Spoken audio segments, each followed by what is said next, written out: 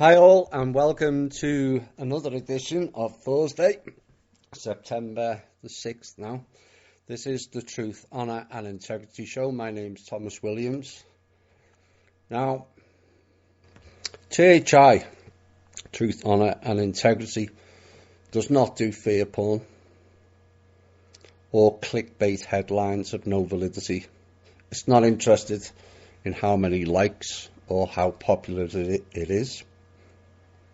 It's only interested in the family community that it was created to be. And it's about learning and caring for each other, not service to self.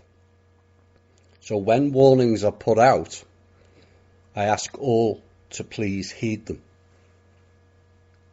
Now, tonight's show will be a roller coaster ride of emotions. And it's important to stay in balance. I'll put out a warning in the last hour. Please take time, if you haven't done it already, to shield up before listening to tonight's show. Enjoy the show. Are you ready?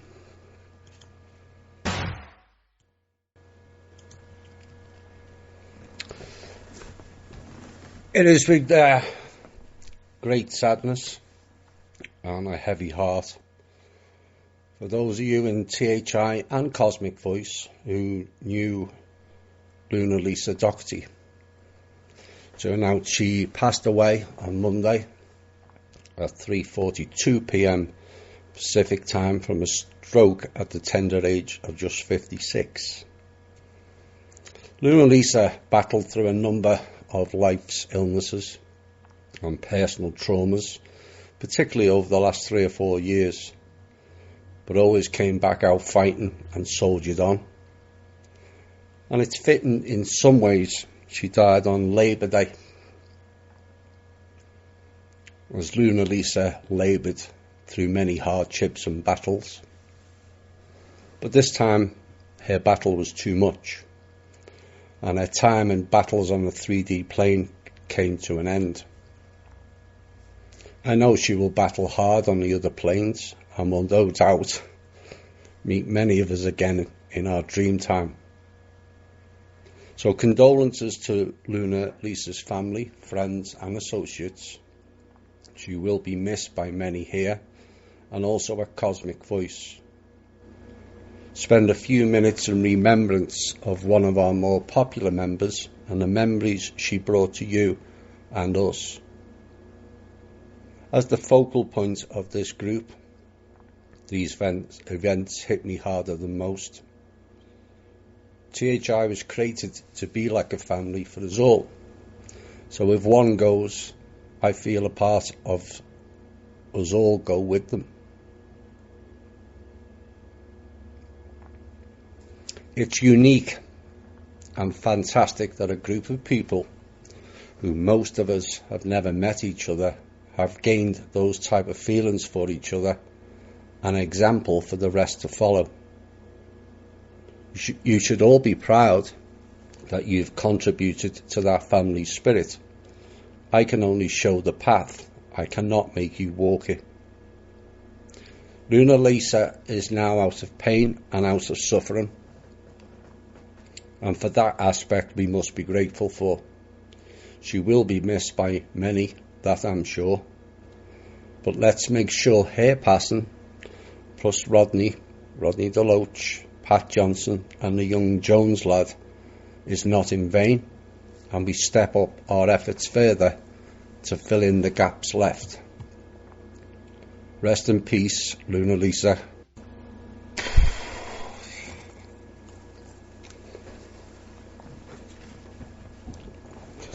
Well, Luna Lisa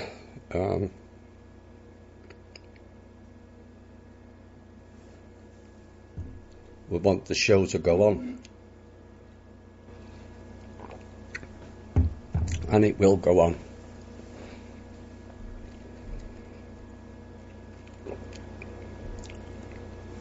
I'm going to mix the show up tonight. We do have intel. I'm going to do the news, which is the news will be first as always. But it's kind of funny that a lot of the mainstream media news now is like a repeat of our intel from previous shows, and people are noticing it, and yeah, tonight's going to be no different. And it will be a roller coaster ride. That I can promise you. Right, let's get into the show. The links for the show to listen live, there are two of them, and it's www.spreaker.com/user/8955881.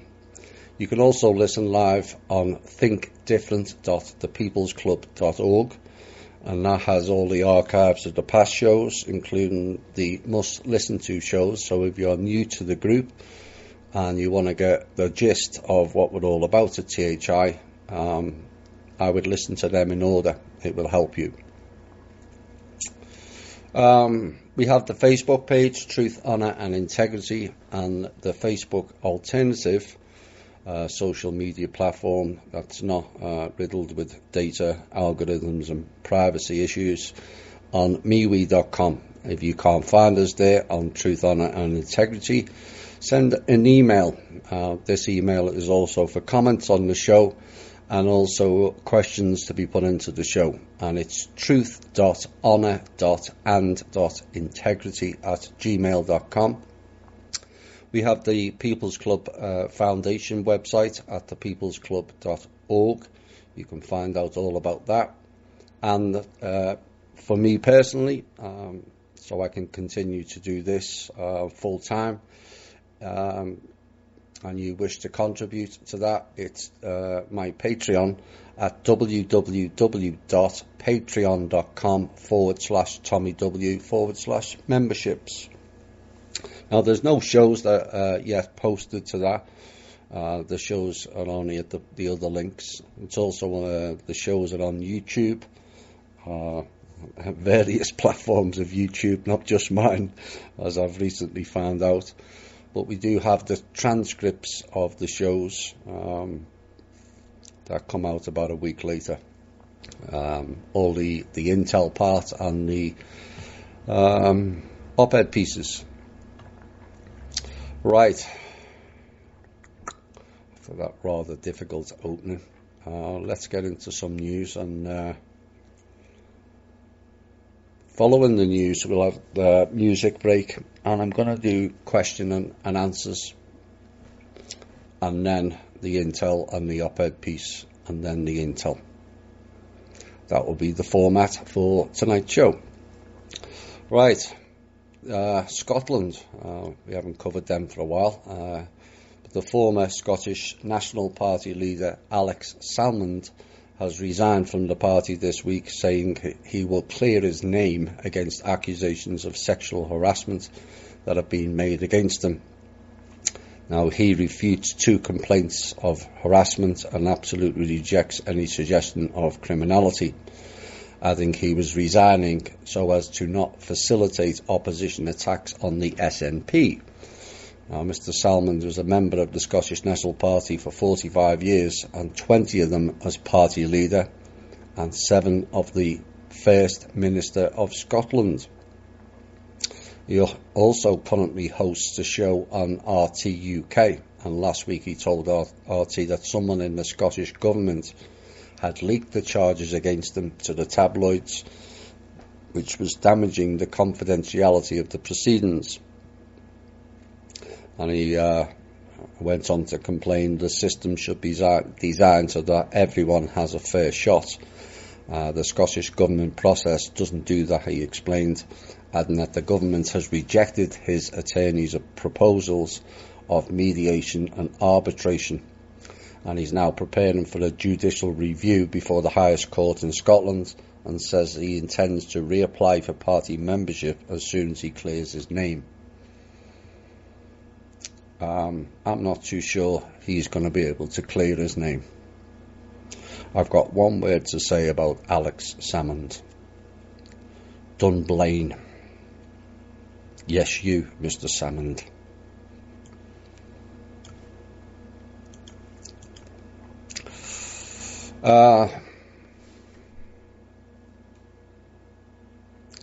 Now this is about the US forces in Afghanistan, and the commander of the US forces, General John Nicholson, recently said that America's military strategy, revised a year ago under the Trump administration, is working. At the same time, Eric Prince, the founder of Blackwater, currently known as Academy, apparently doesn't share that view and intends to renew his offer to his friend Donald Trump to replace US military forces with private military contractors. Now, despite the differences and any similarities, the military solutions for peace in Afghanistan offered by Nicholson and Prince are both delusional. In saying that the latest US military strategy is working, Nicholson believes the currently military solution is having the effect of advancing us towards reconciliation with the Afghan Taliban, and Prince admits he hasn't spoken yet to the president to renew the request. Meanwhile, Defence Secretary James Mattis and Secretary of State Mike Pompeo both oppose Prince's plan, and the current military strategy may not show results until at least next summer, if then something which may prompt Trump to consider Prince's offer. However, the National Security Advisor John Bolton has strangely been silent on Prince's proposal, and in the coming days, Eric Prince said he intends to launch a media campaign to convince the president to favourably consider his plan of action. My comment on that: perhaps Mr. Prince needs to explain how he feels he and a mercenary group can carry out that particular task when they've had their asses kicked in Yemen, or why he took the contract from the fabled Chinese elders earlier this year and failed at that, or why he failed to become the head of the Black Dragon for North America. We've had enough of war strategies. We don't need to be in Afghanistan. We didn't need to be there in the first place. When I say we, I'm talking about America, the country, and its people. Afghanistan, like Iraq, like Syria, like Vietnam, Guatemala, I could go on for the rest of the night, all 81 countries invaded since World War II, was nothing to do with the safety or protection of the American people, and everything to do with war games by the psychopaths.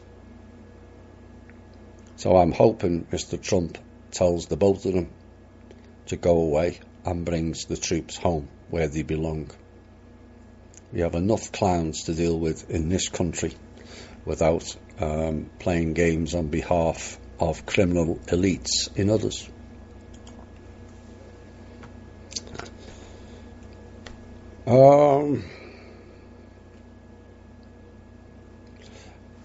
Australia next, and something that's been highlighted is the suicide attempts and horrifying acts of self-harm that are drawing attention to the suffering of refugee children on Nauru. I hope I've pronounced that right. Nauru. It's a small island in what has been described as a mental health crisis. Now, this tiny island nation, a site of Australia's controversial offshore processing centre that has long been plagued with allegations of human rights abuses. But a series of damning media reports recently also highlighted a rapidly deteriorating situation for young people. And we are starting to see suicidal behaviour in children as young as 8 and up to 10 years of age. This is according to Louise Newman, a professor of psychiatry at the University of Melbourne, who works with the families and children on the island. She went on to say it's an absolute crisis Australia intercepts all asylum seekers and refugees who try to reach its shores by boat, and it insists they will never be able to resettle in Australia. So over the years has sent many to privately run processing centres, in inverted commas. We all know what that means. It funds on Nauru and in Papua New Guinea. Now, groups working with families on Nauru paint a brutal picture of life for children on the island. Many have lived most of their life in the detention centre with no idea what their future will be, and the trauma they have endured, coupled with poor and often dangerous conditions, can contribute to the sense of hopelessness. So hope by highlighting that tonight, something or somebody will do something about it.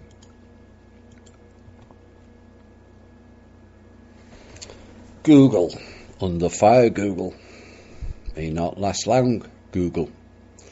Now, apparently they've partnered up with MasterCard, the second largest credit card network in the US, to get millions of dollars worth of data on its customers.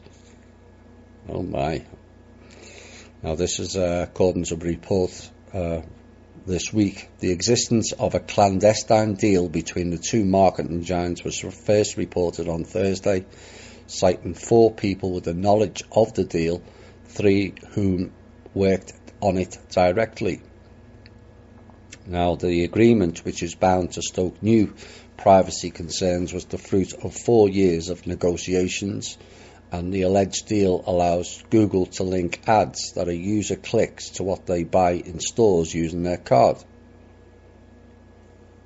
They're doing this already, but it's nice it's coming out.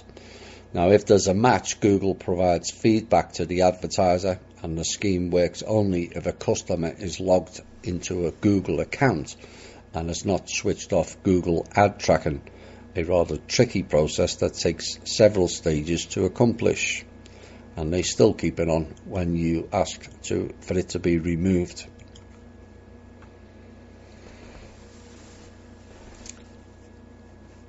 Where are we next? New Mexico.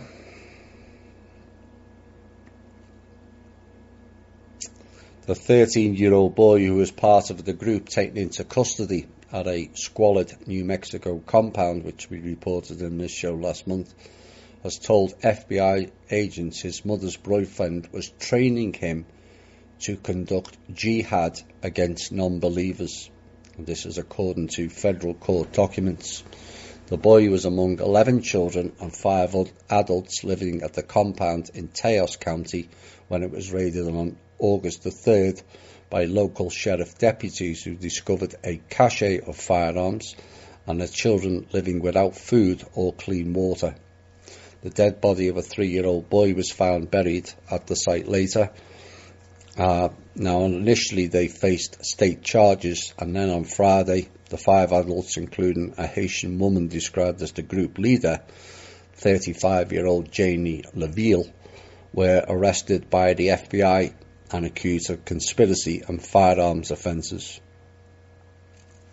Now, obviously last week it was reported that the judge had let them off, but on Friday the FBI picked them up again.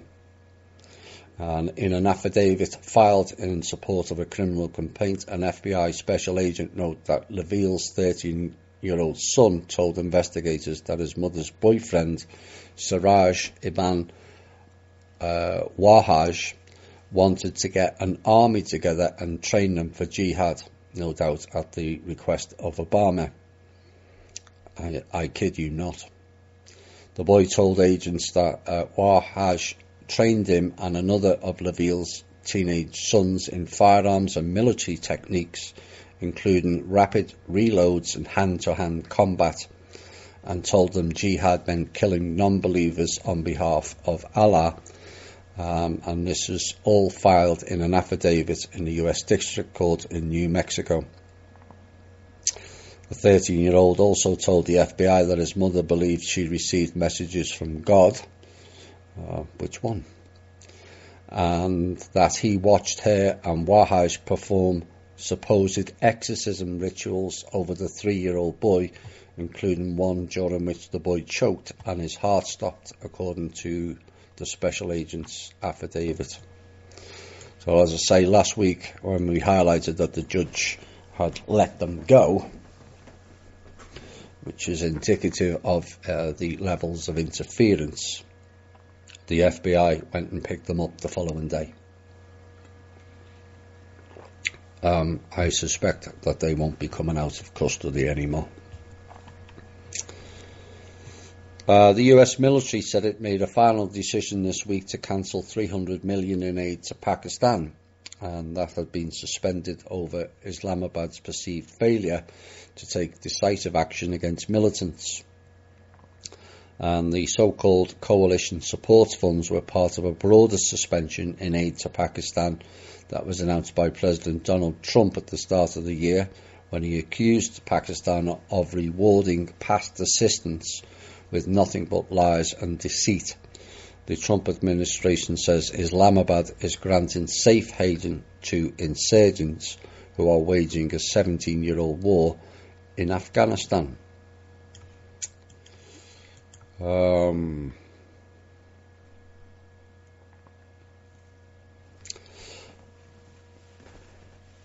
According to some anyway, the US economy is doing great.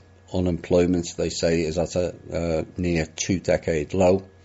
The stock market is strong. Corporate profits are at record highs. And yet a report out this week finds that almost half of Americans are having trouble for basic needs such as food and housing. No surprise there.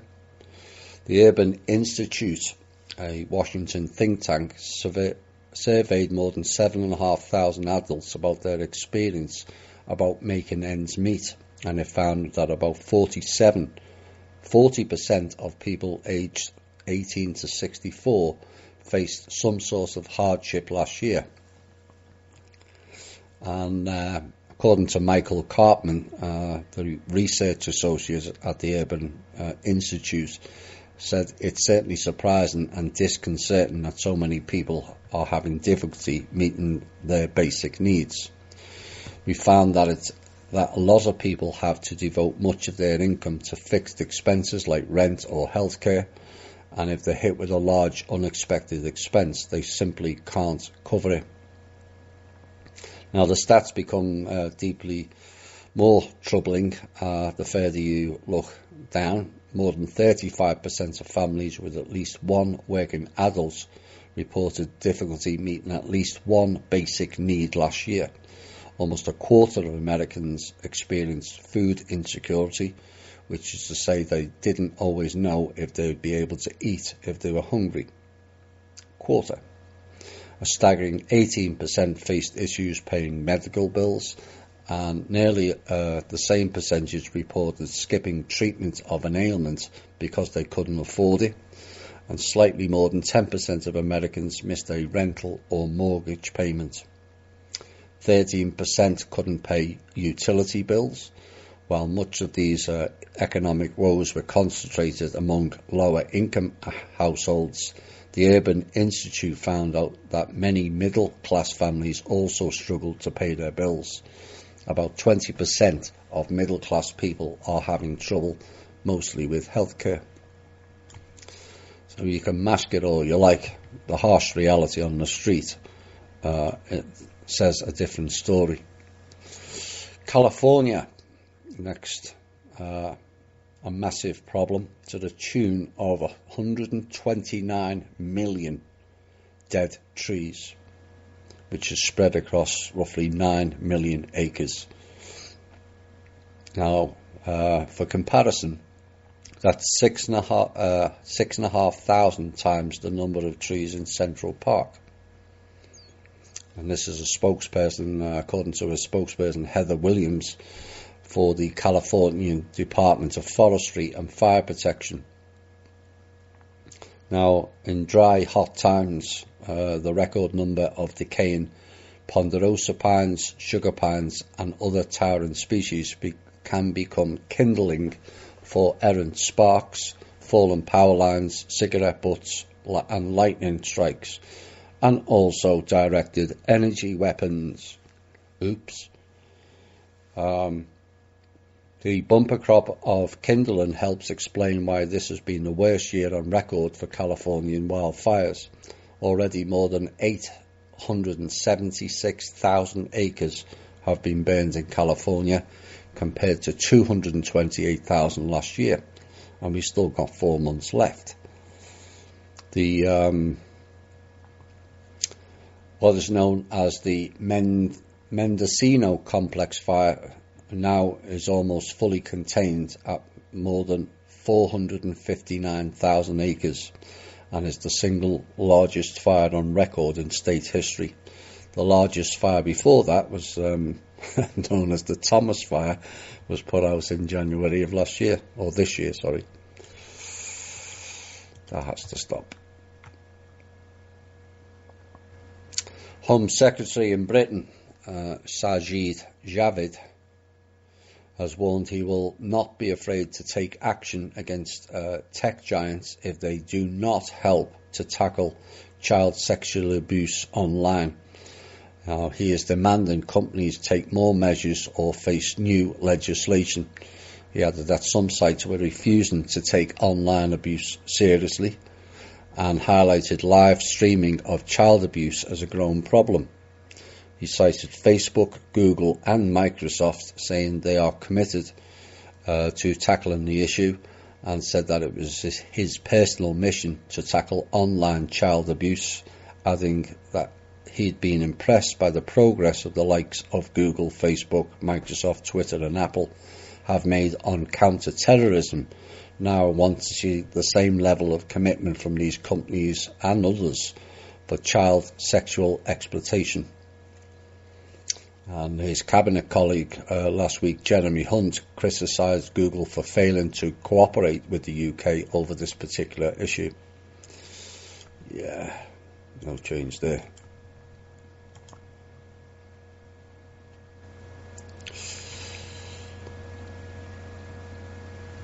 Lawyer and CNN, Clinton News Network analyst, Jeffrey Toobin, has criticised Donald Trump on Tuesday for his attacks on Attorney General Jeff Sessions over the indictments of 2 Republican congressmen, saying the president's comments may be grounds for his impeachment.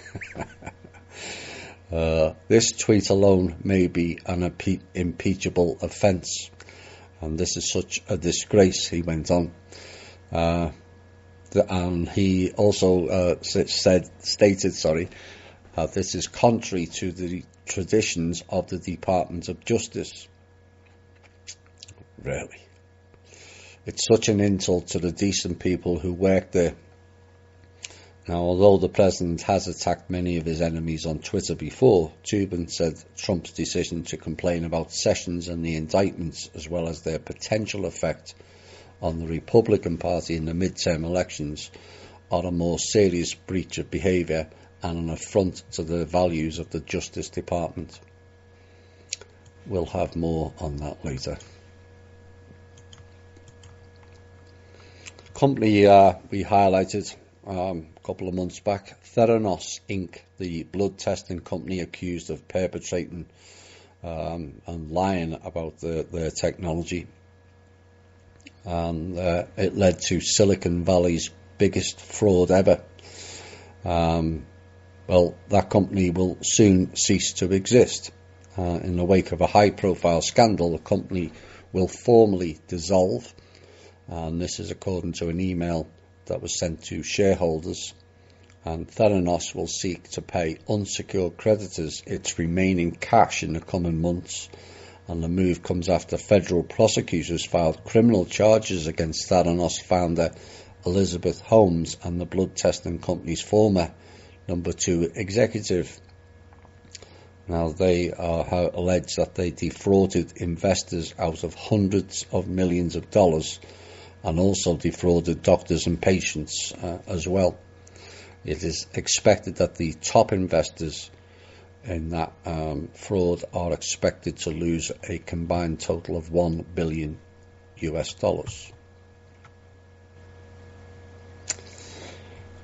Like what happened in the New Mexico case last week, expect the same path to follow. The Los Angeles District County Attorney on Tuesday declined to file sexual assault charges against actors.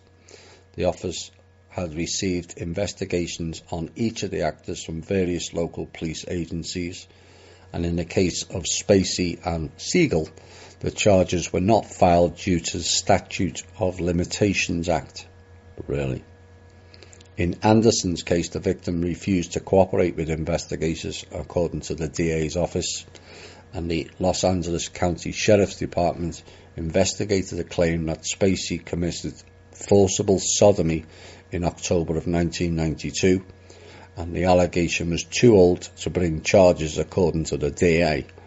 And in the Steven Seagal case, a woman alleged that the actor had sexually assaulted her back in 1993, and the Beverly Hills Police Department took a report and forwarded it to the DA, though the statute of limitations has expired in 1999.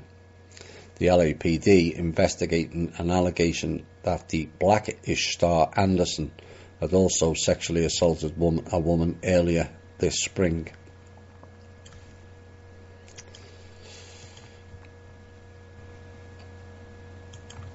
Facebook has been highlighted a number of times in this show, and it seems times are changing. After it was accused of censorship and was hammered by privacy scandals, a new study has now found out that 1 in 4 Americans have deleted the app from their phones altogether. And among young people, this number is even higher. Now, a new poll by a research company has found that most Americans are curbing their Facebook usage, and pollsters surveyed over 4,500 US adults earlier this summer and found that 74% of users have taken some action to reduce their dependence on the Facebook page. Some 54% have adjusted their privacy setting, and 42% have taken a break from Facebook for several weeks or more. 26% have deleted the app from the phone entirely, and the numbers are more striking given that among the users aged 18 to 29, 44% of those age group have deleted the app altogether. Now you know why we set up the MeWe.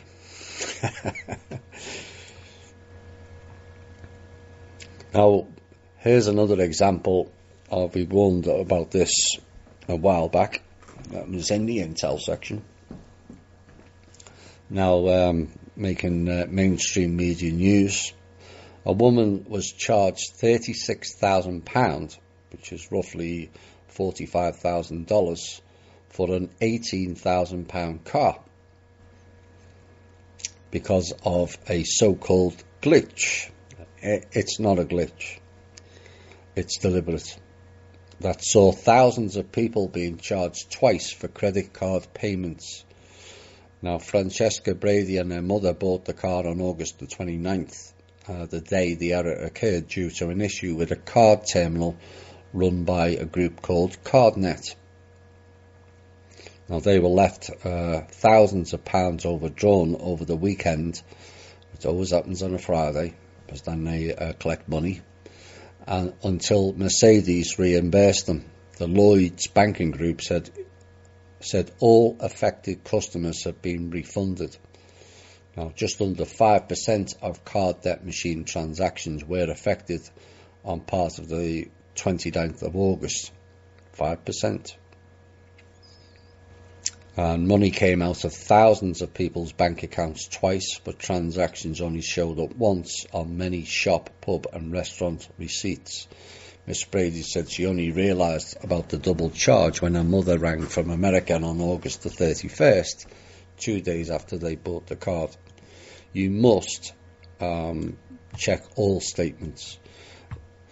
I know it takes time and it's an inconvenience, but these clowns are doing it deliberately. It's not a glitch. It's deliberate because they have very little cash available. You know, we keep warning of it. I would check your statements online every week here on in. You know, double charging on all kinds of items. You know, with your money, they never give you back the interest. It's your money that they're stealing. And your time to correct it. So, be aware. What are we doing? Yeah, we're okay.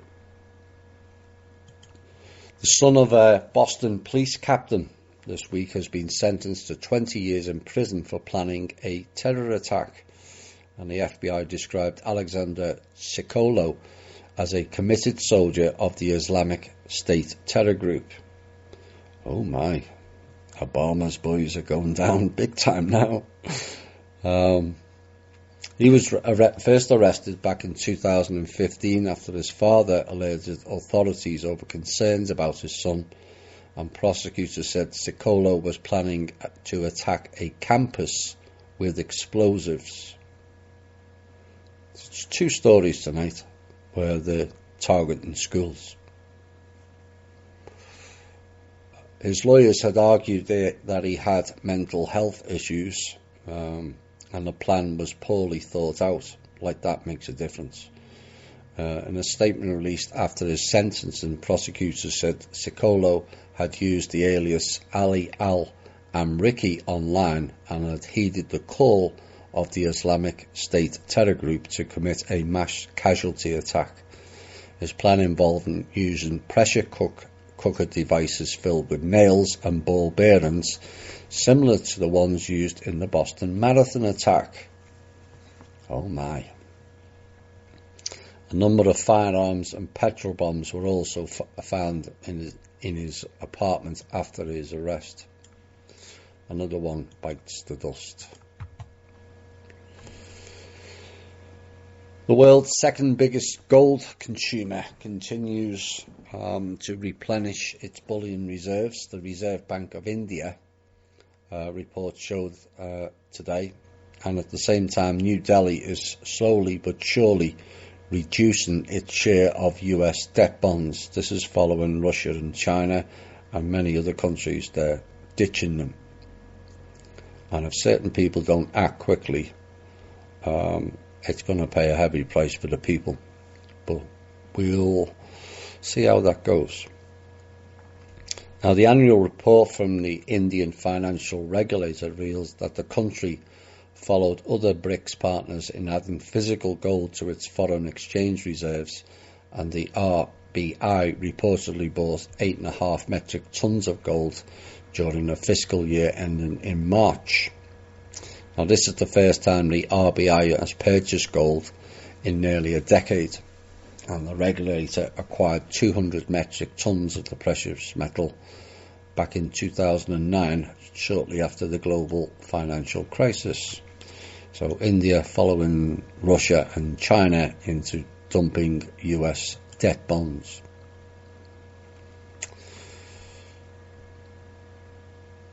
This is something that could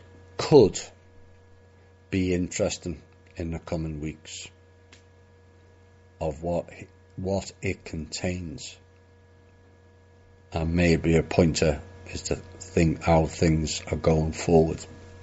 The chairman of the US House of Representatives Committee, who is charged with drafting the next chapter of tax legislation, informally called Tax Reform 2.0, said today that he would release a draft of the bill next week and expects a full chamber vote on it by October the 1st, day after the budget.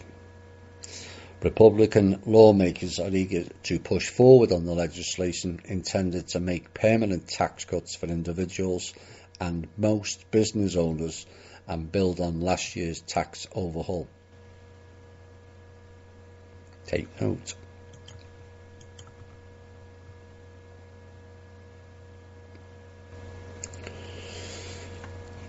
US Wheat Associates has announced the closing of its Moscow office on October the 1st due to a lack of demand for American wheat in Russia. Almost 100 years since that took place, when they stole all the Russian wheat and dumped it in the American market and put all the US wheat farmers out of business. Now, since 2016, Russia has been the global leader in grain exports, with much more public information available about Russia's wheat supply. We believe it's time to end our mission there and continue allocating more resources in markets where our export volume is growing. This according to the USW Vice President of Overseas Operations, Mark Fowler. Now, according to him, Russian wheat is obviously very competitive in certain markets, but it is important to point out that our marketing and technical teams based in Rotterdam, the Netherlands and Casablanca, Morocco, will continue competing for export business in the Middle East and also North Africa. Now, in 2016, Russia became the world leader in wheat exports, and since the early 2000s, its share of the world wheat market has quadrupled.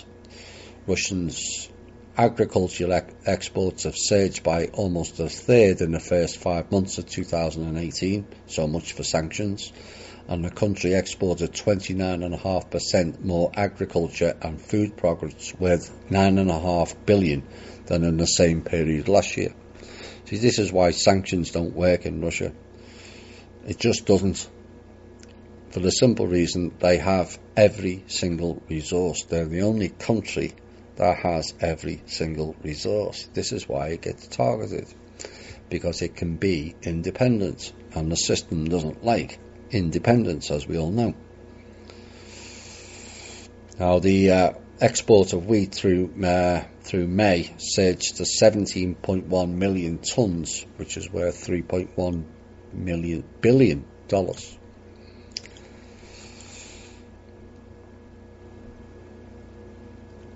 Now, this has been rumbling this week,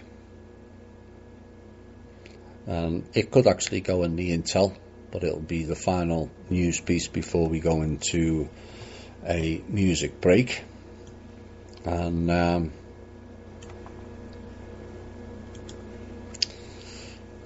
number of top US officials have denied that they are the author of a damning anonymous editorial that attacks President Trump this week. The New York Times article, said to be written by a senior White House official, says Mr. Trump's appointees are trying to stifle his agenda, and there is fierce speculation of who is responsible, with the Vice President among those to deny any involvement. Now, Trump went on to describe the writer as gutless and a newspaper as phony. And Mr. Pence has dismissed claims that he wrote the op-ed, and the Vice President puts his name on the op-eds, tweeted Yaron Agin, Mr. Pence's Communications Director and Deputy Chief of Staff. The New York Times should be ashamed, and so should the person who wrote the false, illogical and gutless op-ed. Our office is above such amateur acts. Really. Now, the theory that Mr. Pence wrote the article largely stems from the use of the word lodestar, L-O-D-E-S-T-A-R, a term meaning a star that leads or guides, and one which the Vice President has frequently used. In the New York Times piece published on Wednesday, the author refers to the late Republican Senator John McStain as a lodestar for restoring honour to public life and our national dialogue.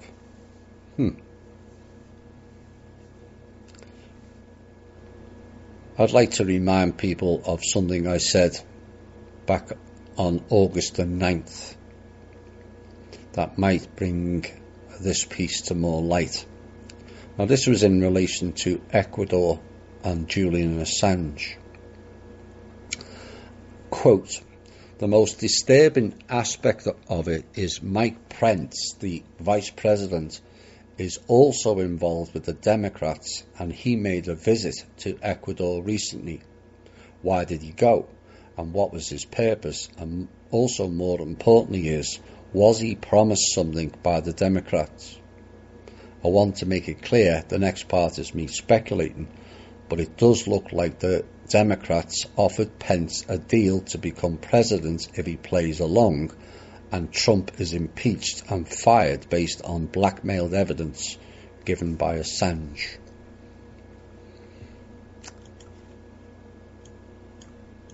That's the news and views around the world. We're going to go into a music break now, and then we're going to do some Q&A, and then we'll get into the meat of the show. Another one for Luna. Hi all, and welcome back to the second hour. Right, we're going to get into some Q&A. A slight change of schedule. Breaking news is coming in, and we'll have that soon. Right. First question, is there a possibility you could perhaps touch a little on China and the vigour behind its recent reports in the mainstream and alternative media about the big Chinese threat to the world? I know China is a powder cake both economically and its people who are tired. Well, sadly, you mentioned the mainstream and alternative media. Now, everyone knows the mainstream media is corrupt and spouts shite, basically. And sadly, far too many alternative media also have followed the same path. China itself has done a lot of things to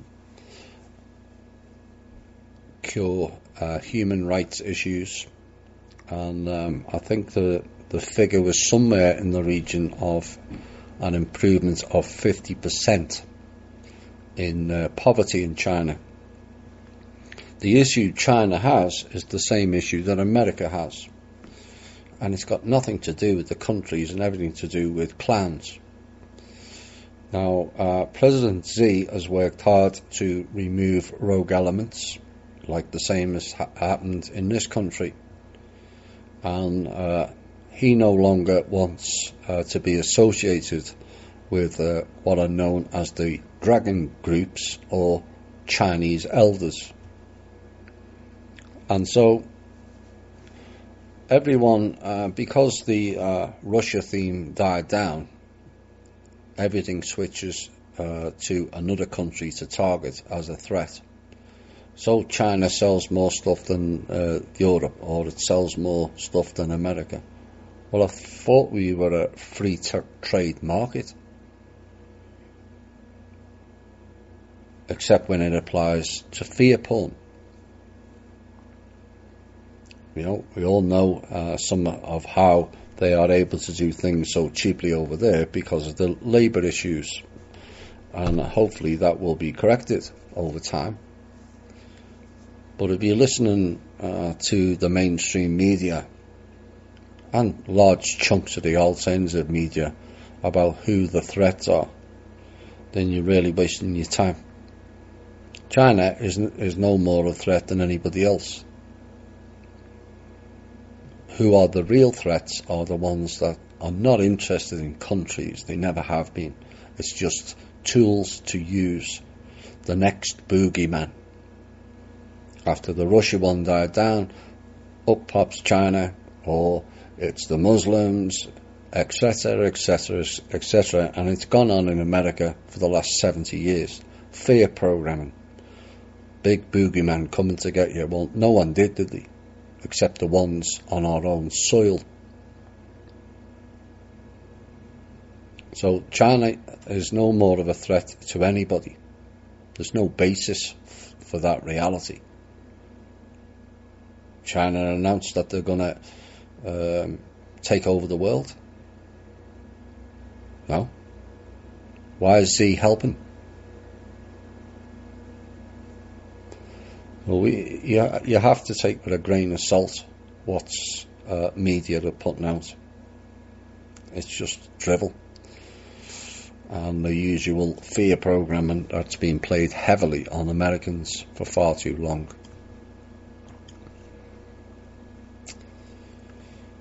I was recently told that this planet used to be a lot smaller than today. That would mean it's expanding. Is this true? Yes. If it is, how does expansion work? Well, the planet gets bombarded by thousands of tiny grains of matter per day. Over thousands and millions of years, that increases the crust thickness. But also the planet is expanding in a different way because it's ready for its ascension. It's been ready a long time. It's just the entities on it are not. So there's two aspects to that. You said set typhon. Interesting terminology used. Not many use that term. Is removed from Saturn. Correct. Who or what rules Saturn now? Nobody. There was an entity who is on Earth today who was designated to take over that role. That person, that entity, no longer wants that role and will no longer be allowed to fill that role either.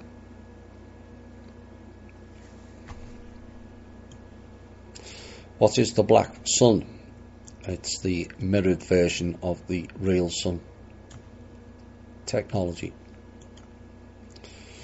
Are the names of the parents and coven members known, and if so, should not they be revealed? Well, we've revealed some of the names. Obviously, the most prevalent one was Cassandra. The identity of the last male, whilst the name wasn't revealed, he was a Middle Eastern prince.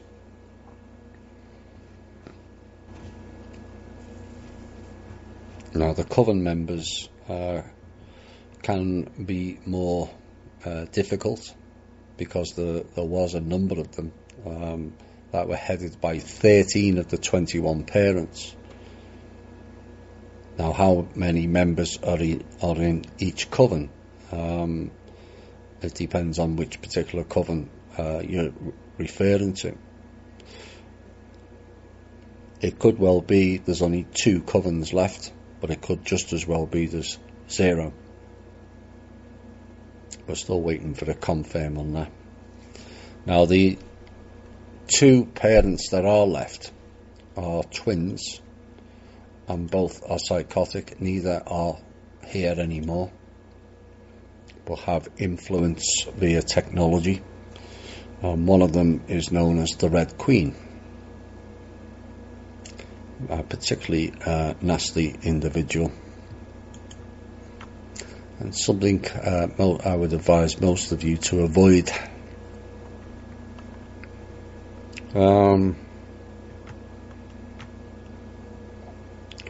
How do you recommend people exit the astral plane into the mental planes? I know last week you mentioned we should, but I was disappointed when you did not mention how.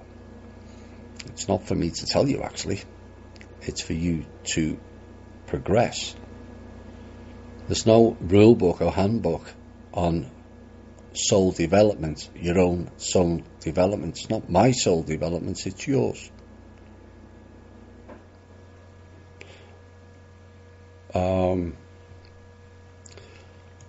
Couple of pointers: being in love, not just with your partner, but with everything, and being service to others helps. And the golden rule. And the biggest one is taking personal responsibility. Because if you're not acting in personal responsibility, how can you possibly go on the mental planes when you have access to new abilities? if you're not responsible.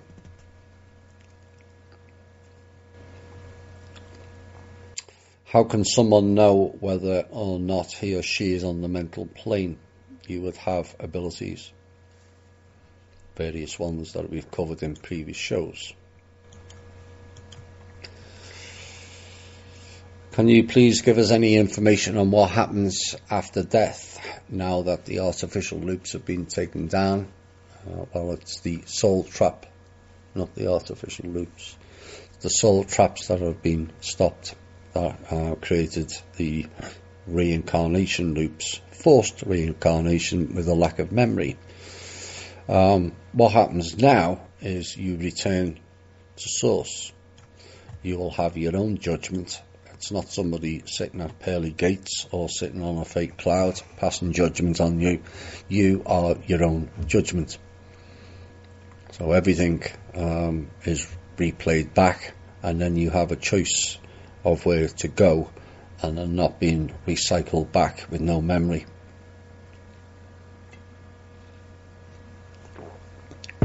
How is the VI Red Queen program still influencing humankind if it's not physically present anymore? Is there someone on the planet who can debrief as to that programming? Well, a lot of people are influenced by Facebook, influenced by Google, influenced by Twitter, influenced by mainstream media. They're all tech. It's no different. You've certain ones at the top end all bow to the Red Queen, whether she's there physical or in like a holographic VI, doesn't make a blind bit of difference. They still worship that entity. So that's where the influence comes from. As for debriefing on that program, I'm not too sure where you're going with that one. But that's why we've had people like Kim and Shane, who was encouraging people to step out of the programs, recognising that they were all lied to. So that work's been going on a number of years now, and we're having good success with it.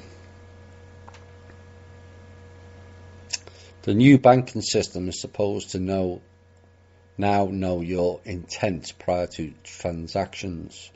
That was stated in past shows.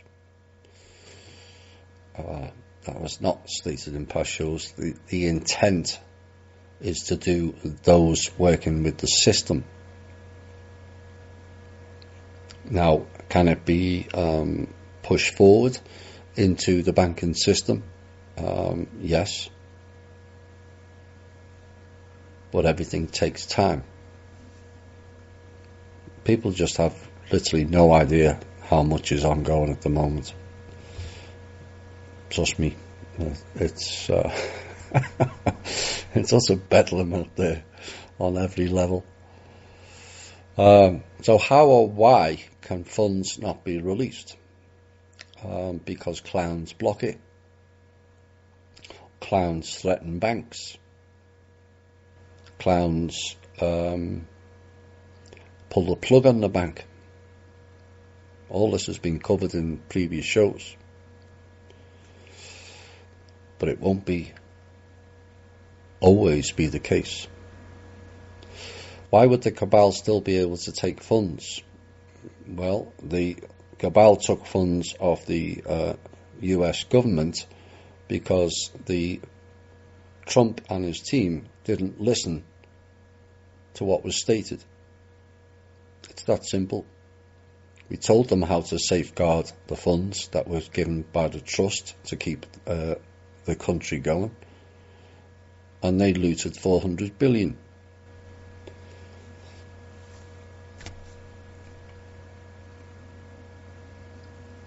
Maybe the next funds will be protected, or maybe they won't get any, depending on how things play out.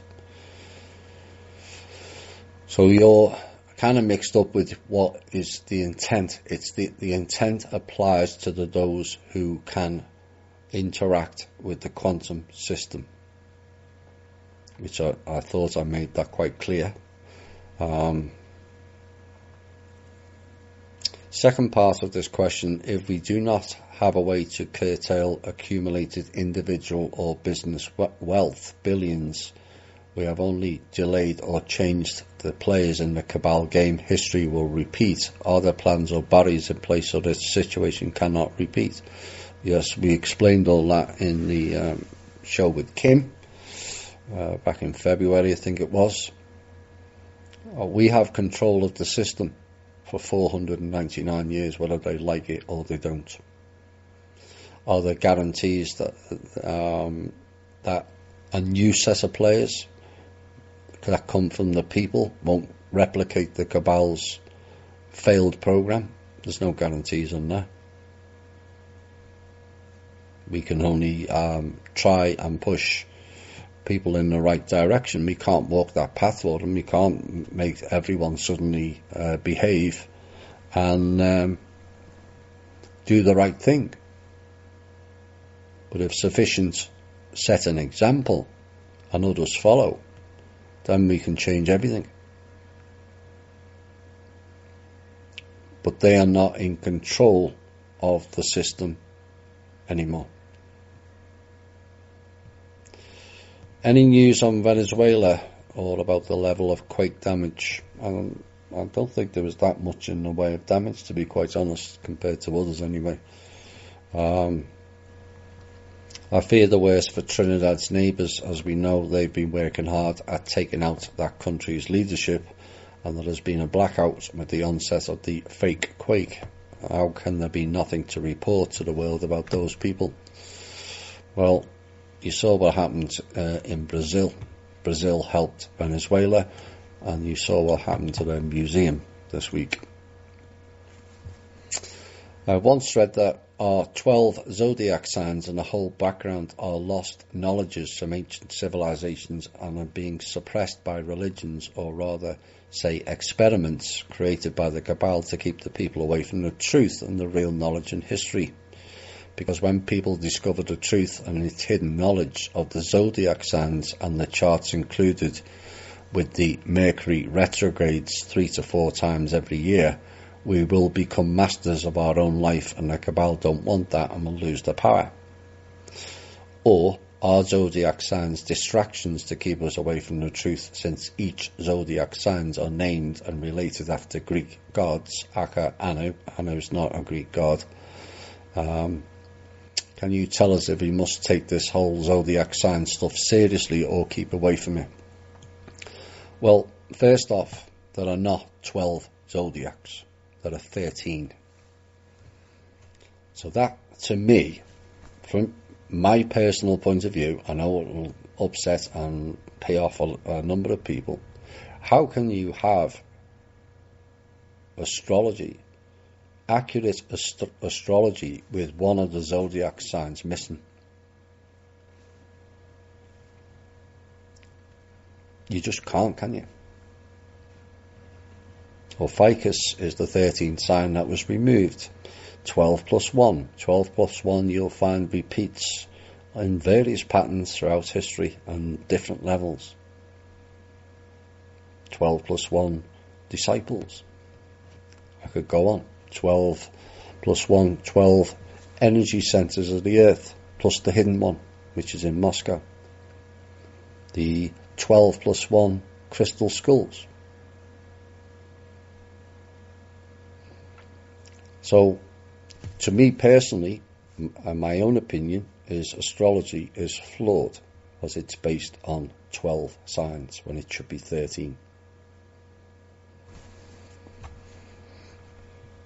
What's the purpose of suppressing the truth about Bigfoot?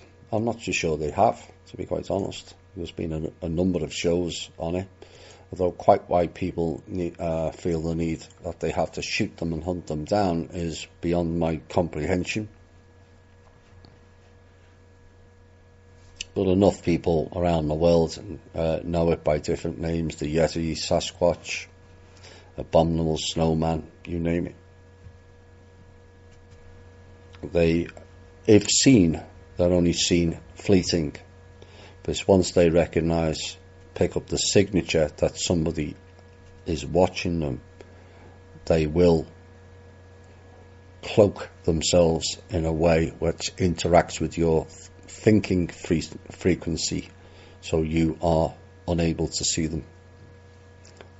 They may be right in front of you, but you can't see.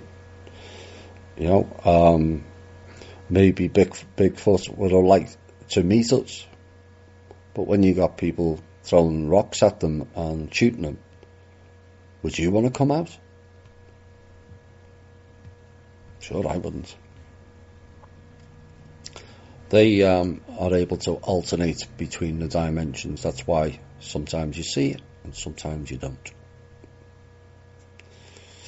Can we handle the raw truth? Eddie Page's series of videos warning about Yellowstone could be life-saving for millions of us.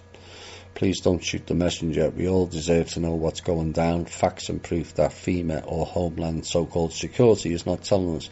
I've not watched the videos. I have no doubt it's all about Yellowstone's going to blow and we're all going to die. I'm not buying into that. Sorry, just no.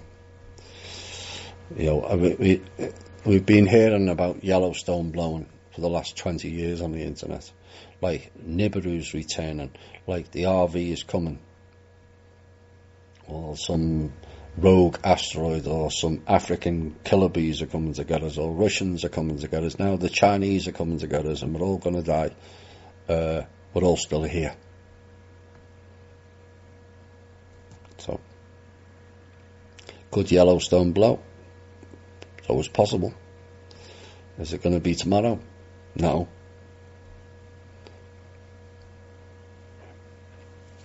Ignore it.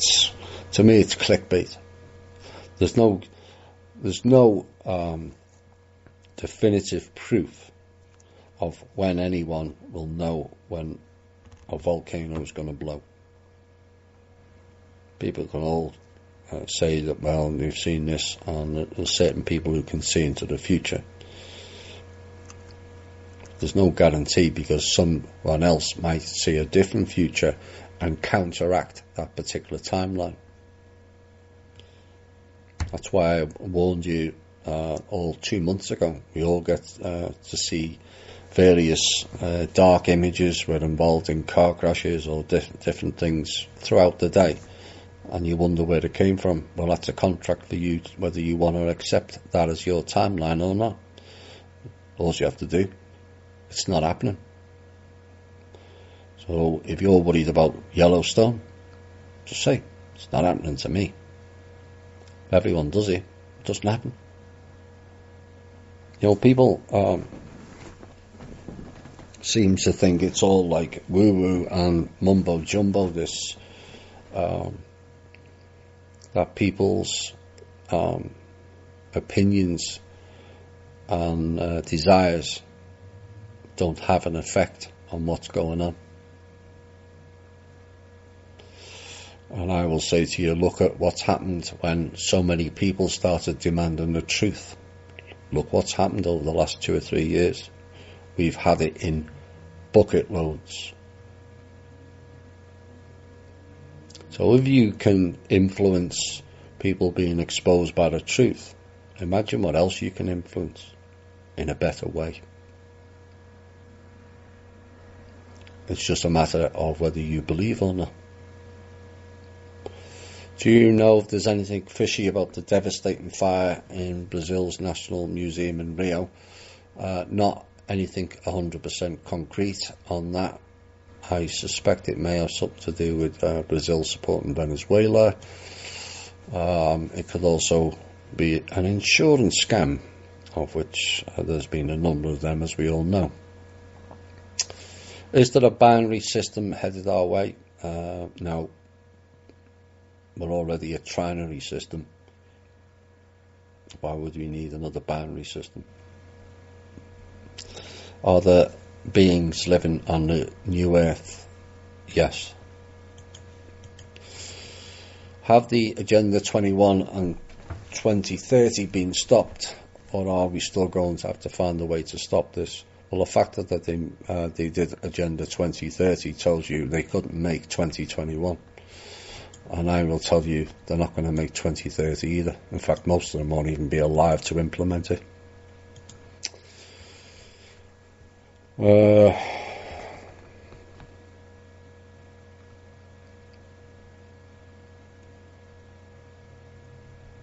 When you said last week that soul traps, memory wipes and forced reincarnation ended, was trying to understand more information about it and how that may have came to be and what might be in place of it, if anything. If similar car is next offering, I don't want one or any other form of container. There won't be any more containers.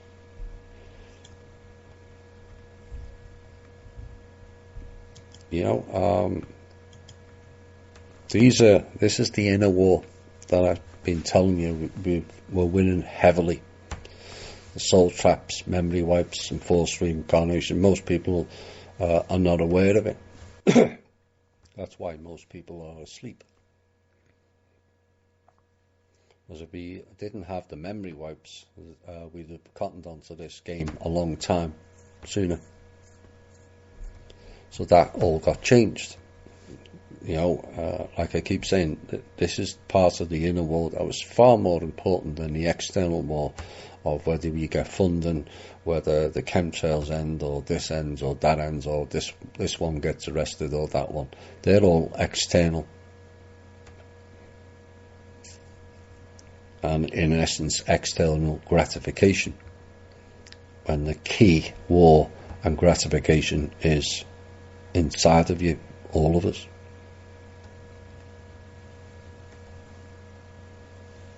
So, hope that helps. But there's nothing is going to replace it. We will return to what it was before, which is you go back to source, you have your own judgment on your soul development and decide where the soul, wants to go next. No more harvesting. If the matrix, the veil and the simulation also rendered obsolete is true, was wondering more information about what that may mean and what might be in place of it. Yet again, nothing's in place of it. We're back to the original.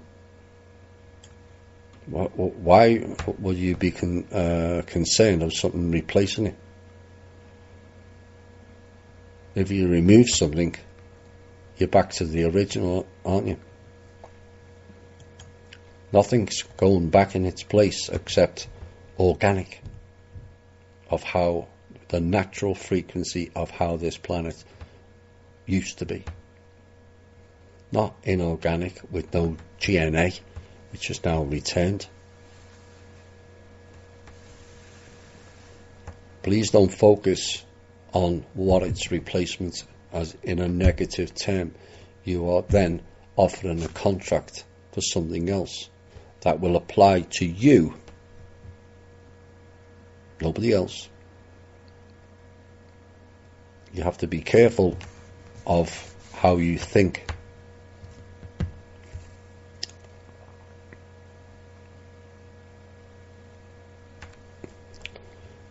Is it a change of landlord from evil to indifferent, or is it completely us trying to be humanity with love, truth, friends to all?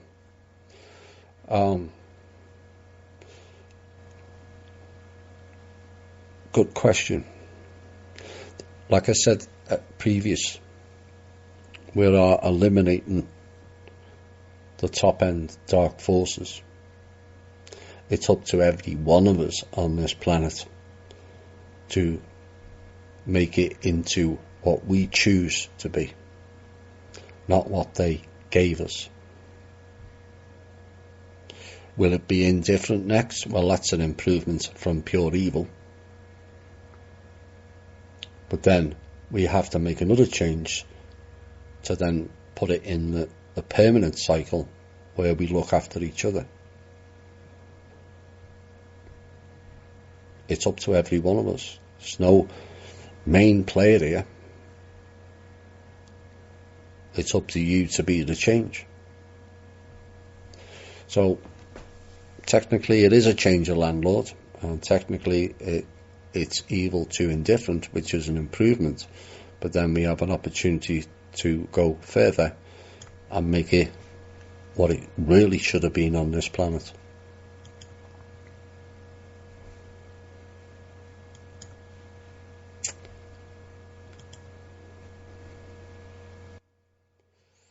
Right.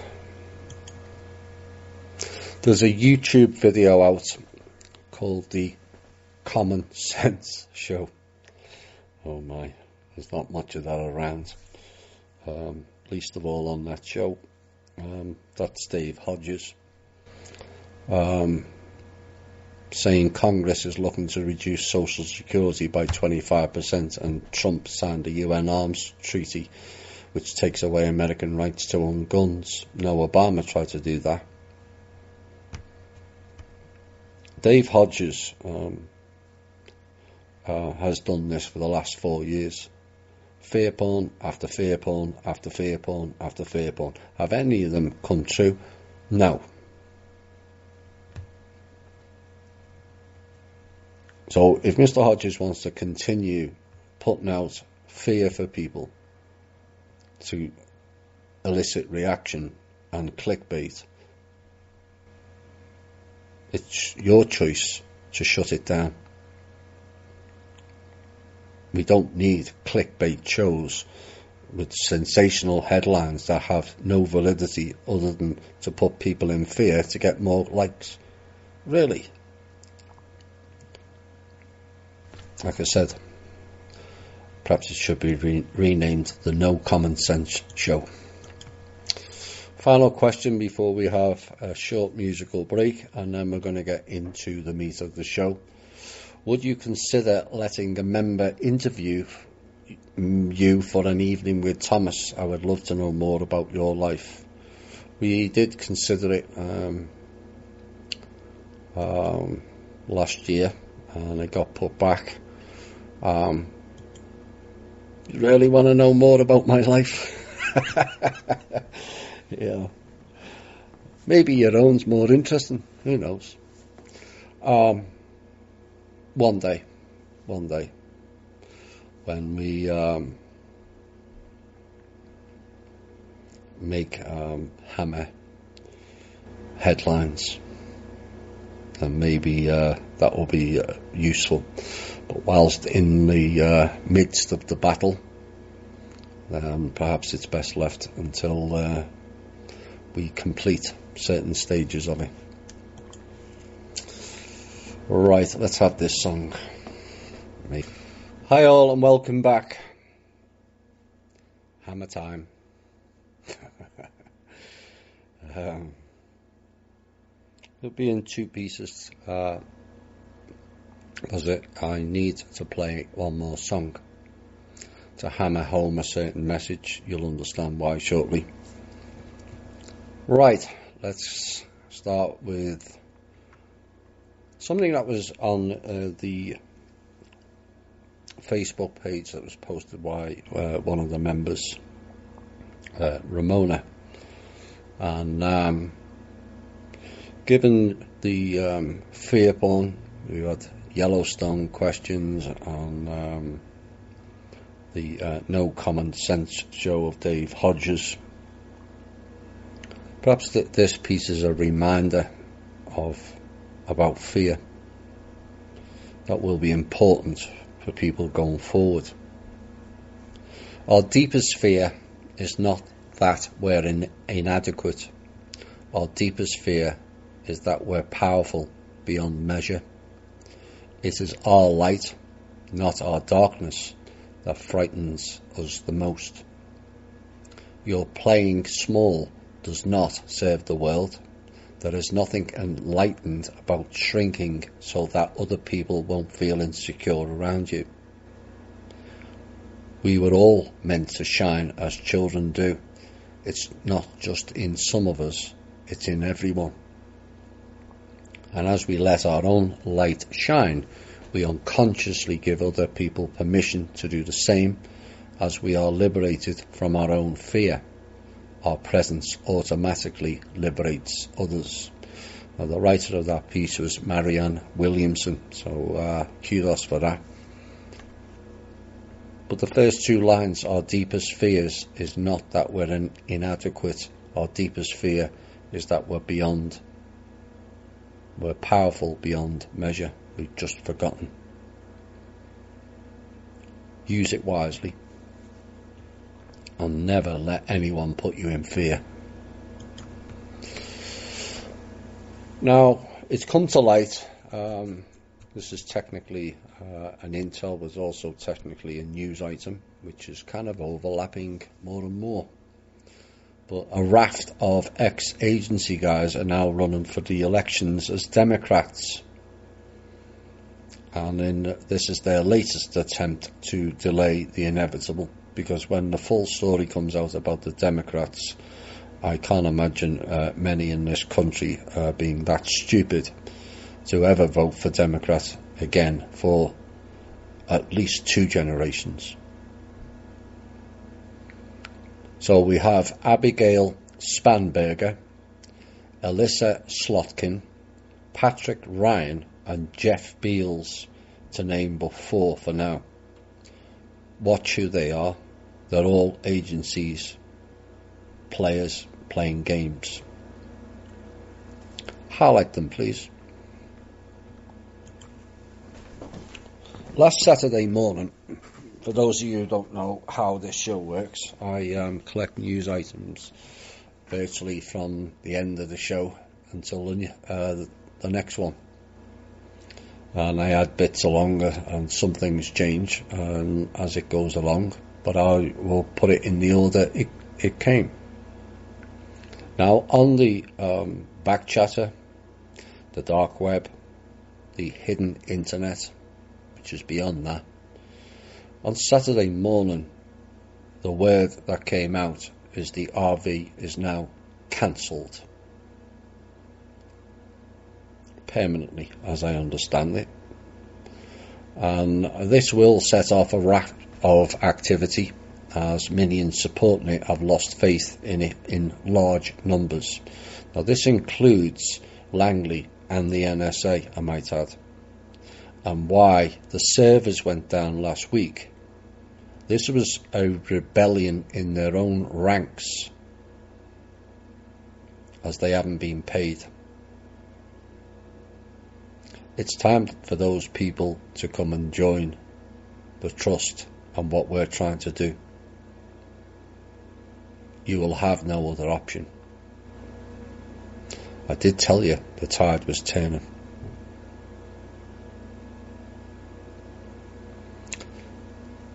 Pondering, no, not a pondering piece. The portal people, I must highlight them again. For those of you new to the show, the portal people are the mainstream media, because the news they give out, I call them portal people, as the news they give out is from a different world to ours. None of it matches reality. And they've been at their division tactics again, this time over Trump's response to Max Stein's funeral. Now, ignoring that McCain said he didn't want Trump to be there, he seems to have forgot that, which is a classic divide and conquer tactic in and of itself. But Trump, ignoring personal brickrats, knows full well the real truth about John McCain. And when the rest of the people find out, they will have the same opinion. Time will show. Now, Trump said his respects to the family and then stepped back, as he was asked to do. But of course, the portal people then turn on him and call him fake. If he turned up, they would have said, "Oh, he's fake." So he can't win either way. Now, he honoured the family wishes and stayed away. But rest assured, portal people will pay a heavy price in the coming weeks and months when the public turn on them en masse for lying through their teeth. Good luck with that, Portland people. I wouldn't like to be in your shoes. Next intel. We've told you about various money systems that the clowns bring out. Babylon 1, 2 and 3 and Prometheus, and it's all fake gods and all that. And Hercules was rolled out again this week to try and combat the quantum system. Now, unfortunately, all major banks willingly allowed Hercules to siphon funds out of their bank on Tuesday, with the promise that they would get that and much more back by Friday. Tomorrow, you won't. Now, Hercules crashed. I'll explain more about that shortly. But Citibank, Wells Fargo, as in what the Bank of America, JP Morgan, are all at negative liquidity. And not just a little negative liquidity, but in excess of 30% negative liquidity. Those banks are going down. We did warn. Now, once you take the digital dollars out of the system, you need an allocation number to bring new money, which is the trust money, into the system. They're not getting allocation numbers. They're not prepared to fly straight. So at 5:04 p.m. this evening, Eastern Standard Time, the clowns fired up a new system which they were trying to make out on the internet, dark web, etc., was a new quantum system. Oh dear. It's not. It's a rerun of the old Hercules system that siphoned all the money out of those banks. So they're selling their own out now. And this system 5.0, we watched, we waited, they failed, and we boomed it at 5:12 p.m. Eastern Standard Time, 8 minutes. Now this was another attempt at attacking the quantum system from Wright-Patterson, which is controlled by the SS small p, and I don't think they will like too much the damage that was left after that particular attempt. Consequences of actions in its full glory. You play with fire, you get burnt. We'll have more intel later. But I thought I would bring the words of a song up because it's important of what's playing out now. And it's called War Pigs, and why Black Sabbath were media targeted as devil worshippers, etc., etc. In fact, the whole of the heavy rock, because the lyrics were too near the truth. But this particular one, generals gathered in their masses, just like witches at black masses, evil minds that plot destruction, sorcerer of death's construction. In the fields the bodies burning, as the war machine keeps turning, death and hatred to mankind, poisoning their brainwashed minds. This was 1970. They knew then. And the classic line, politicians hide themselves away, They only started the war. Why should they go out to fight? They leave that role to the poor. Time will tell on their powered minds, making war just for fun, treating people just like pawns in chess, waiting till their judgment day comes. Now, in darkness, world stops turning, ashes where the body's burning. No more war pigs have the power. Hand of God has struck the hour. Day of judgment, God is calling. On their knees, the war pigs crawling, begging mercies for their sins. Satan laughing spreads his wings. You wouldn't think that was written 48 years ago. But it's more prevalent today than any other time, really. Particularly the first line, generals gathered in their masses, but it plays into the next intel piece. Trump had to cancel his schedule on Monday due to significant threats. This has been ongoing for the past 2 months. There's been at least 3 assassination attempts. At least 3. One guy died jumping in front of a bullet directed at Trump.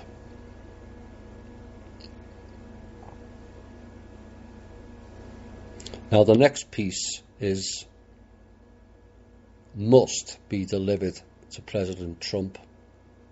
I know there's people in the agencies that listen, because it is an urgent message for President Trump that must be heeded. To Mr. Trump, that general guy you are taking orders and advice from is leading you astray. He is SSP and is another one of the heads of the Black Dragon Group. You will fail badly if you continue to listen to that clown. Take appropriate measures quickly, or you will pay the price. Stop listening to that General SSP clown. They are trying to get you impeached along with Pence. I hope you heed the warning. And as for the generals, here's your song, War Pigs.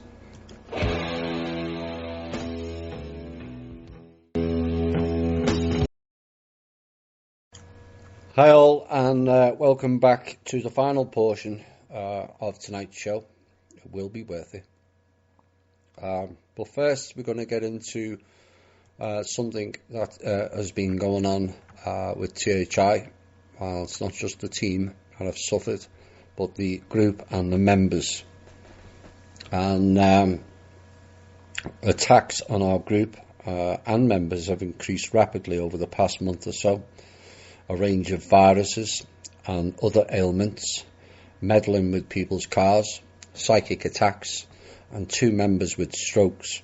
One survived, one didn't. Now, some may think these are all coincidences. I can assure you they're not. I rarely give out warnings on this show unless it's essential. We've all had enough of the fear porn riddled throughout the internet, and I don't wish to add to it, but I have warned in the past month of a ramp up of attacks. This applies to the previous list. They don't just attack me, you know. It's all of you. Sometimes they can't target their main point of attack. So what they do is they target those around them to try and create cracks and weaken the structure of the group that makes you all vulnerable. They have a range of weaponry to attack that most think is science fiction and or the future. But I kept warning you, technologies are not the past, are the past, not the future. From inducing strokes to heart attacks, to aneurysms. I spoke recently about they have tailor-made viruses to target specific groups and not just blacks either. Too often ignorance allows much to carry on, whilst they carry on unhindered and blazing a trail of death and destruction. This is why I've given up much of my life, as I will not sit back and rest and allow these fucking incestuous, hybridized, fake God-worshipping psychopaths to continue operating for one day longer than it takes to bring them down. Our own ignorance has played a part. Psychic attacks, that can't happen to me. Inducing strokes or heart attacks, don't be silly. That's all fiction in James Bond movies. That technology is years away. Well, we have paid a heavy price for that ignorance. And I hope this show and platform has given you all a chance to get the bigger picture and a grasp of what is and has gone on here for thousands of years, and in many of your own lifetime memories here. So I thought I would do a review of what are psychic attacks. These are sharp, unannounced pains that form into a small mass about the size of a quarter above either eye around the temple area. And no, it's not some random migraine or headache. It is what it is, and you ignore it at your own peril. The split second it starts, you have to go into action. Don't sit around rubbing it and hope it goes away. It won't work. The longer it's there, the more damage it does. Envision yourself putting a ring or a box around that particular site, and then envision you expelling that mass out of your body altogether, with a message return to sender times 10. No more than that is required, as controlling and expelling it takes away some of your life force energy, and that must be used wisely. It is not easily or always replenished. So no times 50 or times 100, please. 10 is enough for sender to not repeat that 95% of the time. If it returns, repeat the same steps until it's gone. Now, we did the grounding, centering and shielding documents available in the files section on the Facebook page, and also available on the Think Different website to benefit you all and preparing yourselves for these times. I know many of you are using it and have gained big value from it. Now, the grounding and centering is important, that you are anchored in the now, and the centering is all about balance.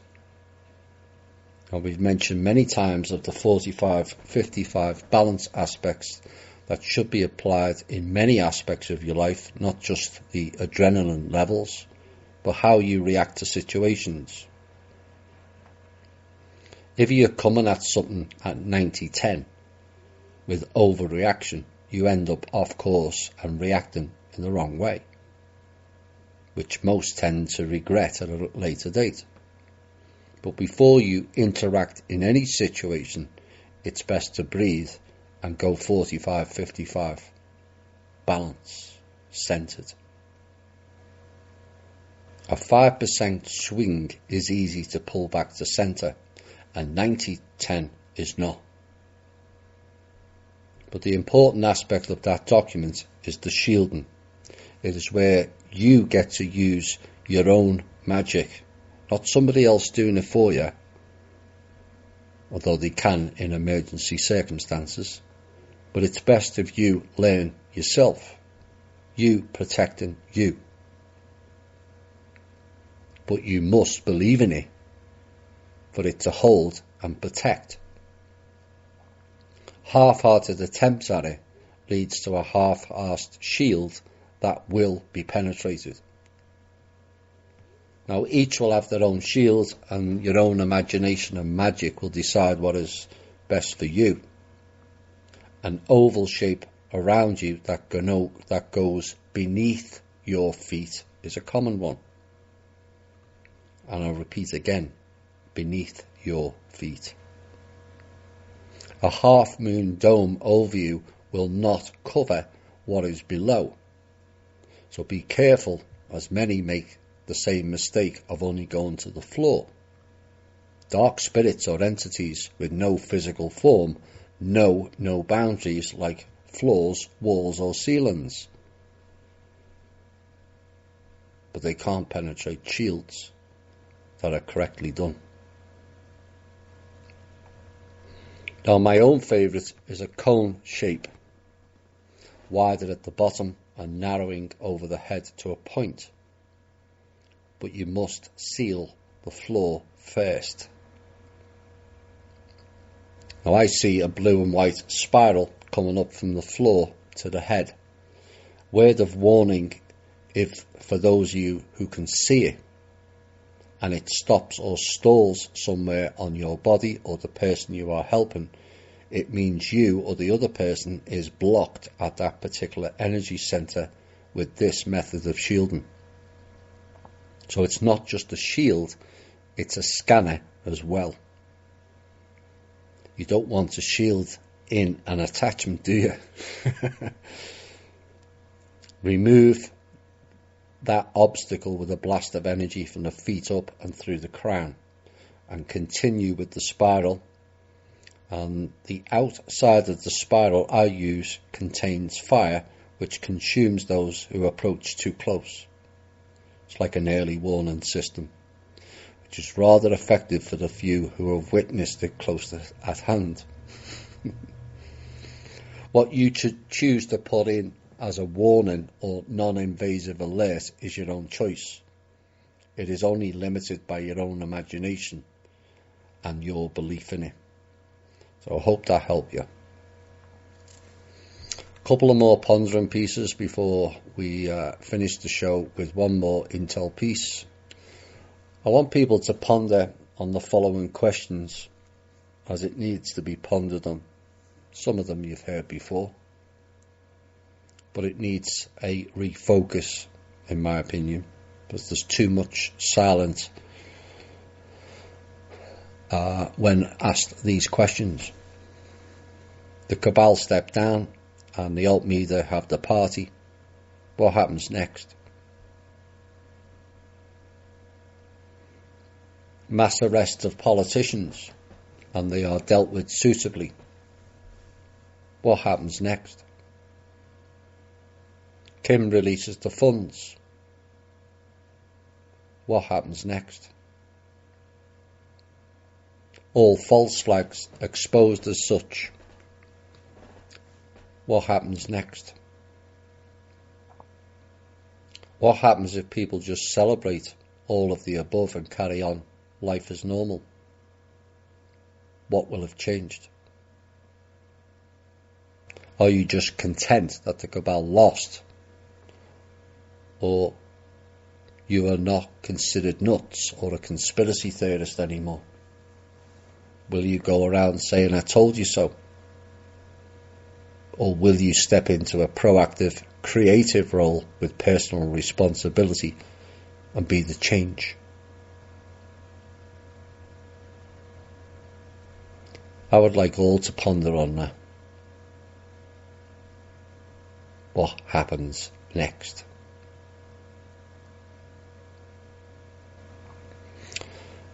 Now, over the last few weeks, I've received various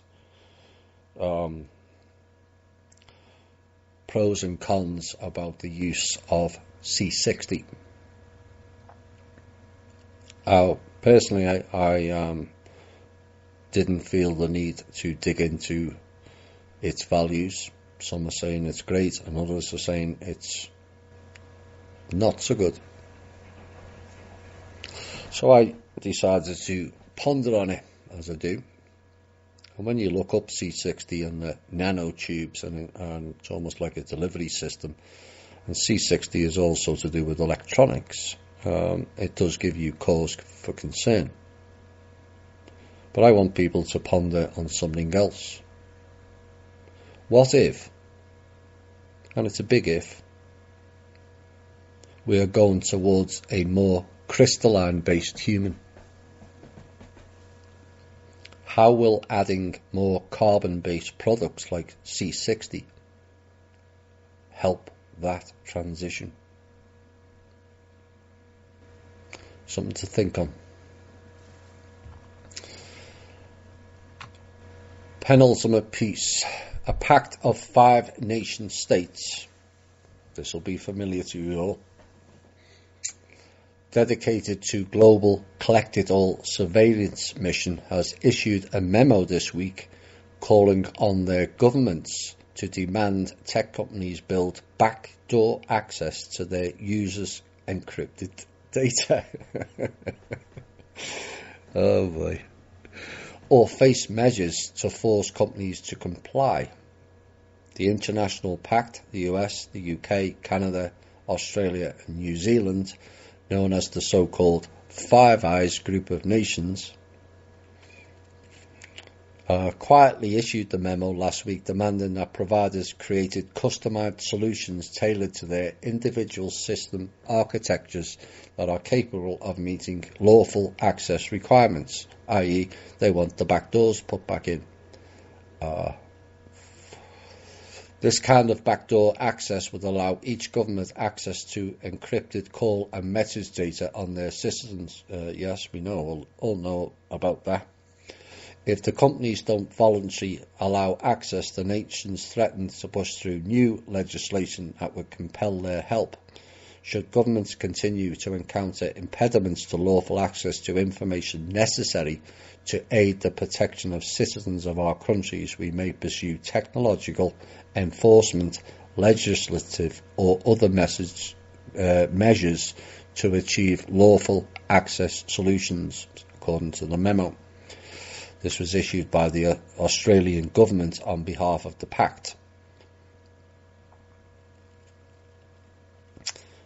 It's a further example of what we say in this show is not a load of made-up nonsense, but actual facts ahead of the game.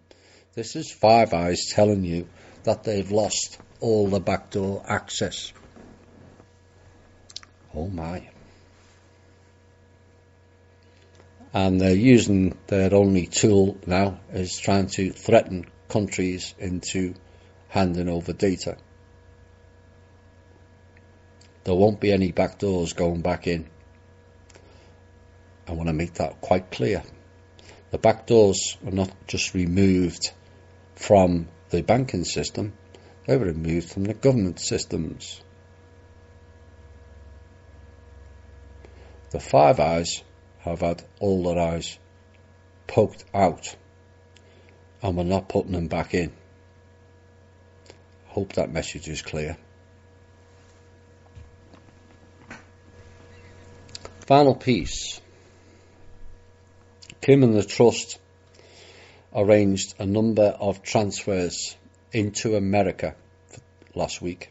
It's not the first time we've tried it, but this time there was a little bit of difference because the transfers was approved by the Treasury, Department of Justice and Homeland Security on August the 31st for clearance into recipients' accounts. All very good. And then in came the clowns. First, the Rothschilds threatened the banks involved, and then the clowns came in with a new bank directive to state no one is allowed to have more than a certain amount in their account as of September the 14th. Except the amount was already cleared on August the 31st for deposit into the accounts. These people are beyond stupid. Now the funds are still sitting there for release as they are unable to touch them. You all know that by now. And one bank was attended by the FBI and the Treasury to enforce the deposits. Now they got the runaround from that bank and left.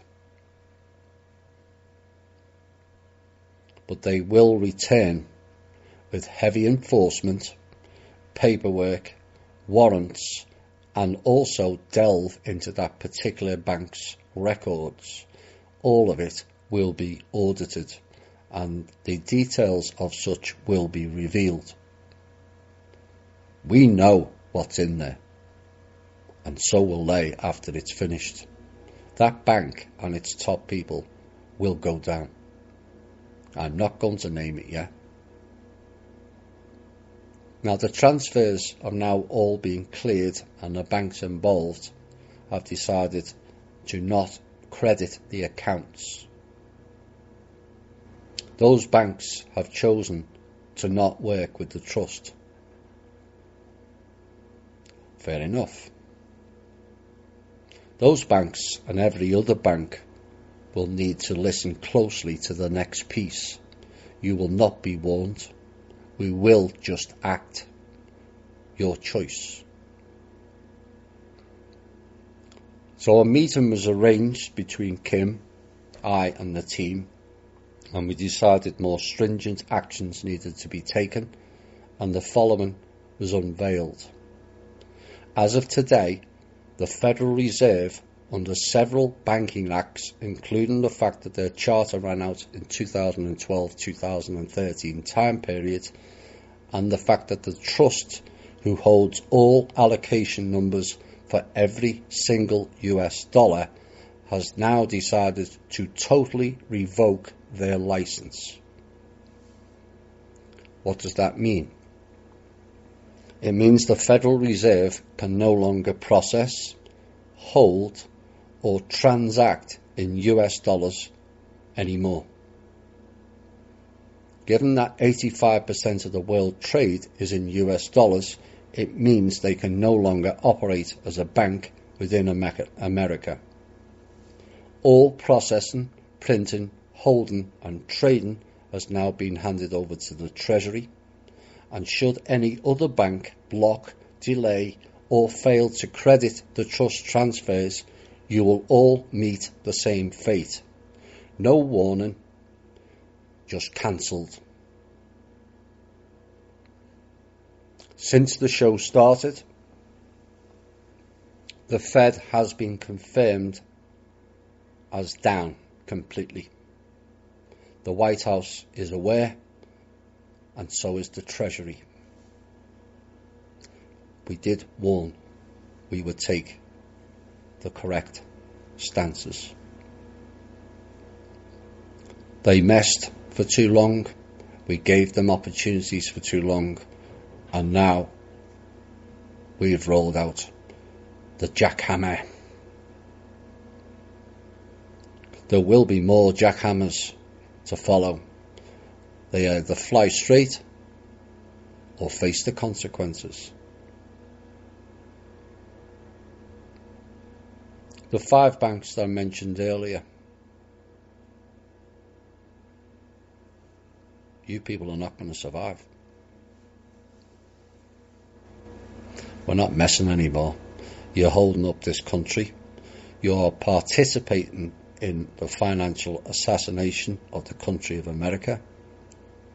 And we will participate in the financial assassination of your core pirate banks. Have a nice day.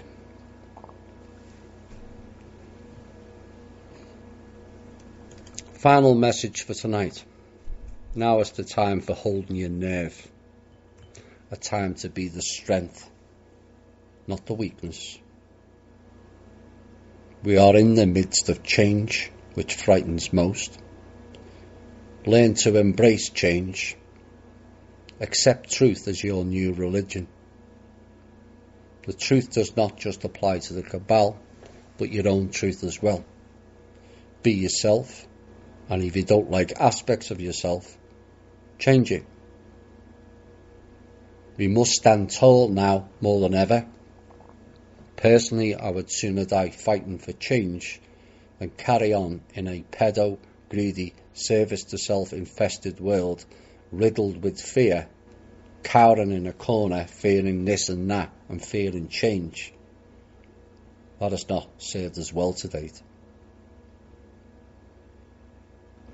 This time we face our enemy in all its hidden guises. This time we face our own pain, traumas and fears. This time the darkness fades and our own light shines brightly for all. You all have it in you. You just forgot. Time to remember. This has been the Truth, Honour and Integrity Show. My name is Thomas Williams. We're almost there. Bye for now.